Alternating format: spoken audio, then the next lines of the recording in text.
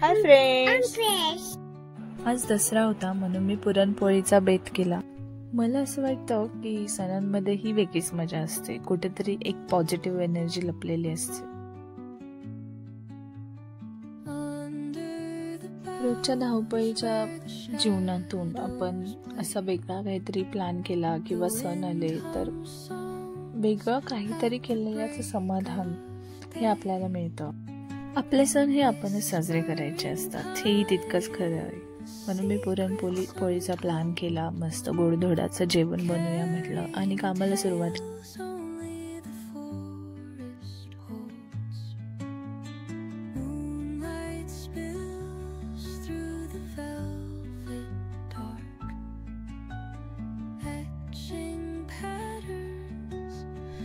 पुरणपोळीसोबतच पुरणपोळीची आमटी बनवायला घेतली आणि त्यासाठी वाटण काढायला सुरुवात केली। कांदा, खोबरं, जे काही लसूण, अद्रक हे सगळं एकदम भाजून घेतलं। एका बाजूला डाळ शिजवून घेतलेली, त्याचं पाणी वेगळं करून घेतलं आणि सगळं वाटण करून आमटीसाठी मसाला बनवून घेतला। मसाला छानसा परतून घेतला, सोबतच डाळीमध्ये गूळ टाकून पुरण शिजवून डाळ आणि गूळ शिजवून पुरण वाटायला सुरुवात केली। पुरण मस्तपैकी स्मॅश करून घेतलं चाळणीमध्ये।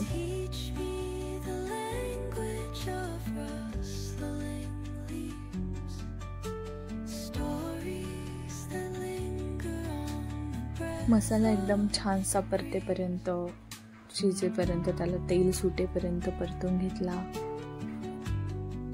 त्यामध्ये आपले रोजचे मसाले, धना पावडर आणि थोडासा चिकन मसालाही वापरला आणि जे डाळीचं पाणी काढलं होतं ते मस्त थोडंसं गरम करून घेतलं, कारण की खूप वेळ झालेला, ते थंड झालेलं आणि गरम पाण्याचा वापर केला की टेस्टही छान येते। त्यानंतर मी एक छोटासा नैवेद्य बनवून घेतला।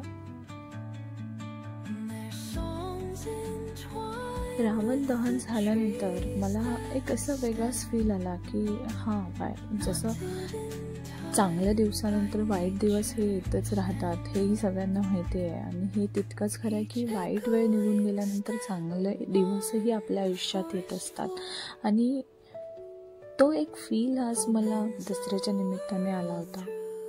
आयुष्याच्या रंगाप्रमाणेच रांगोळीतही छानसे रंग भरून घेतले।